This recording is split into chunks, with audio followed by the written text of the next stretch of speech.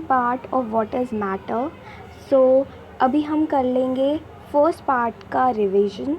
यहाँ पर आप देख सकते हो यूनिवर्स जो होता है, हमारे आसपास की जितनी भी चीज़ें होती है वो सारी मैटर होती हैं। ओके, उसके बाद जो मैटर होता है वो पार्टिकल से बना हुआ होता है।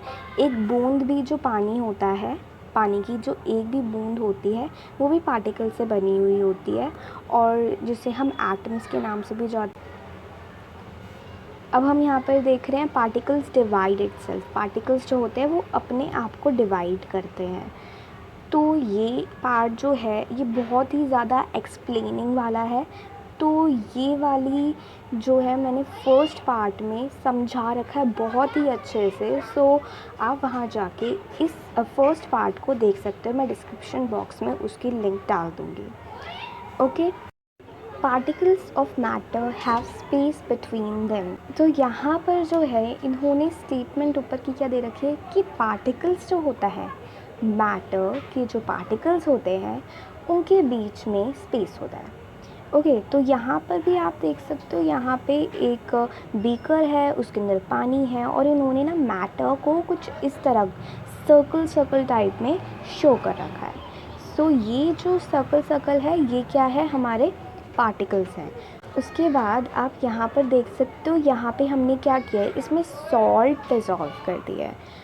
सॉल्ट डिज़ोल्व करने के बाद क्या हुआ है कि जो सॉल्ट है वो बीच में स्पेसेस के अंदर चली गई है। ओके, तो ये क्या बताता है, ये बताता है कि जो वाटर है, वाटर के अंदर जो है स्पेस होता है। अब उस स्पेस के अंदर जो है वो सॉल्ट चली गई है। ठीक है, when we dissolve salt in water, the particles of salt get into the space between particles of water. Okay, जो वाटर के पार्टिकल्स होते हैं उसके बीच में चली जाती है। Particles of matter continuously moving. अब यहाँ पे इन्होंने क्या बोला है कि पार्टिकल जो है, मैटर के जो पार्टिकल्स हैं वो कंटिन्यूसली मूव कर रहे हैं। ओके, तो यहाँ पे जो है हमें एक इंसेंस स्टिक दे रखी है, और यहाँ पे आप हो। ठीक है, एक रूम है और उस रूम में आप एक कोने में खड़े हो, और एक रूम उसके कोने में एक इंसेंस स्टिक है। ठीक है, अब क्या हुआ, हमने उसे जला रखा है, और जलाने के बाद क्या हुआ कि अब आपको देखना है कि आपको उसकी स्मेल आ रही है। तो आप देखोगे हाँ, आपको स्मेल आ रही है। ओके, तो ऐसा कैसे हो सकता है? तो ऐसा इसलिए हो सकता है because particles of matter continuously moving. क्योंकि अगर हमारे आसपास की एयर है तो क्या होता है, हमने क्या अभी पढ़ा था, हमने पढ़ा था कि पानी के अंदर जाके वो सॉल्ट मिल जाती है और उसके स्पेसेस के अंदर घुस जाती है। अब एयर जो हमारे आसपास है उसमें भी तो स्पेसेस होंगे ही, ऐसा तो है नहीं उसमें स्पेस नहीं होगा। तो उसमें भी बहुत सारा स्पेस होता है। ठीक है, जिसके अंदर ये इंसेंस स्टिक की जो स्मेल होती है ना, उसके पार्टिकल्स उसके अंदर घुस जाते हैं। ठीक है, और वो क्या करते हैं, मूव करते करते करते पूरे रूम में फैल जाते हैं, और आपके पास भी उसकी स्मेल आने लग जाती है। ठीक है, kinetic energy helps the particles to move. अब इन्होंने क्या बोला कि किनेटिक एनर्जी क्या होती है, जो कि किसी भी पार्टिकल को मूव करने में हेल्प करती है, उसे किनेटिक एनर्जी बोलते हैं। जैसे ये जो स्मेल है ये आप तक कैसे आई, ये मूव कैसे कर रही है। तो यहाँ पर हमें क्या करना है, यहाँ पर हमें एक शुगर लेनी है और hot water and cold water का ग्लास लेना है। उसके बाद हमें क्या करना है, शुगर को इन दोनों के अंदर डाल देना है, और हमें इसे स्टिर नहीं करना है।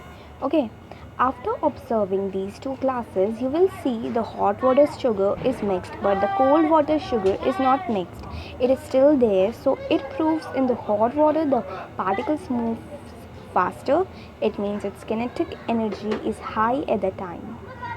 So इसमें इन्होंने क्या बोला है क्योंकि जब आपने इसे ऑब्ज़र्व किया तो ये दोनों ग्लासेस जो थे, इसमें आपने क्या देखा इन दोनों ग्लासेस में? इसमें आपने देखा हॉट वाटर का जो शुगर होगा वो मिक्स हो गया होगा और कोल्ड वाटर का जो शुगर होगा वो मिक्स नहीं हुआ होगा, वो अभी भी वही होगा, कोल्ड वाटर का शुगर। सो ये प्रूव करता है कि हॉट वाटर की जो पार्टिकल्स है वो ज़्यादा तेज़ी से मूव कर रहे हैं। इसका मतलब कि उसकी एनर्जी, किनेटिक एनर्जी जो है वो हाई है इस टाइम पे। तो यहाँ पर मैं आपको फ़ोटो से भी अच्छे से समझा देती हूँ। तो यहाँ पर आप देख सकते हो हॉट वाटर है, कोल्ड वाटर है और शुगर है। अब हमने इन दोनों में शुगर डाल दी है। अब हम थोड़ी देर वेट करेंगे। वेट करने के बाद हम देखेंगे कि हॉट वाटर की शुगर जो होगी वो धीरे धीरे पिघलने लग जाएगी, मिक्स होने लग जाएगी। उसके पार्टिकल्स, जो वाटर के पार्टिकल्स हैं, उनके स्पेसेस के अंदर जाना स्टार्ट कर देगी। अब वो आपको दिखाई तो नहीं देगी ना, वो उसके स्पेसेस के अंदर जाना स्टार्ट कर देगी। ओके, ये एक्टिविटी आप अपने घर पे भी कर सकते हो बिकॉज़ बहुत ज़्यादा इजी है। आपको कोल्ड वाटर लेना है ना हॉट वाटर लेना है, ज़्यादा कुछ नहीं। तो यहाँ पर आपको क्या पता चलता है? यहाँ पर आपको पता चलता है कि जो वार्म चीज़ें होती है, गर्म चीज़ें होती है ना, वो उसकी किनेटिक एनर्जी हाई होती है और जो ठंडी चीज़ें होती है, कोल्ड चीज़ें होती हैं, उसकी किनेटिक एनर्जी कम होती है। ओके, अब यहाँ पर हम देख रहे हैं particles of matter attracts each other. Particles of matter attracts each other. तो यहाँ पर हमें एक रबर बैंड लेनी है। रबर बैंड को हमें स्ट्रेच करना है और उसके बाद उसे छोड़ देना है। स्ट्रेच करते ही उसे छोड़ देना है, ज़्यादा हमें स्ट्रेच नहीं करना क्योंकि फिर वो टूट जाएगी। ठीक है, हमने उसे स्ट्रेच किया और छोड़ दिया। उसके बाद हमें यहाँ पे क्या करना है, take an iron nail and beat it by hammer. हमें क्या करना है, एक आयरन नील लेना है और फिर उसे बीट करना है हैमर से। तो आपने क्या ऑब्जर्व किया? What do you observe? So in the both example you have seen we are forcing the objects. So by forcing the objects we have observed that the particles were attracting each other. It means they were not breaking fastly. We have to forcing them in a very high pressure so they are breaking. तो इन्होंने क्या बोला? इन दोनों examples में हमने क्या देखा है कि हम क्या कर रहे हैं, दोनों ऑब्जेक्ट्स को फोर्स कर रहे हैं। किसी भी चीज़ को हम पुल या पुश करते हैं तो उसका मीनिंग तो फोर्स ही होता है। तो हम क्या कर रहे हैं इन दोनों एग्जाम्पल्स में, इसको भी हमने फोर्स किया है और इसे भी फोर्स किया है। तो हमें ये पता चल गया कि हमने दोनों एग्जाम्पल में फोर्स किया है। By forcing the objects we have observed. Objects को फोर्स करने के बाद हमने क्या ऑब्जर्व किया?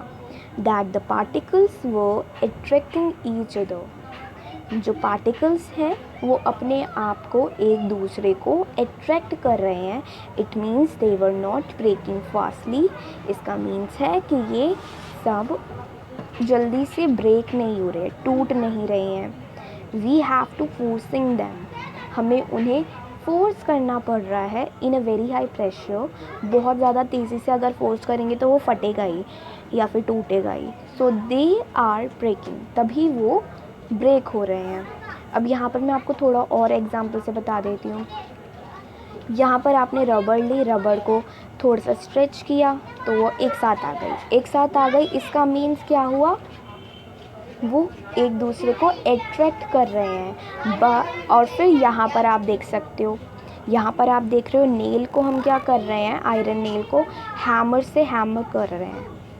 तो क्या होगा, वो जल्दी से नहीं टूटेगी, वो एक साथ आ जाएगी बिल्कुल। और फिर जब हम और भी ज़्यादा उसे करने की कोशिश करेंगे, बहुत ज़्यादा फोर्स से करेंगे तो वो टूट जाएगी। ओके, सो यहीं पर हम इस वीडियो को कंप्लीट करते हैं।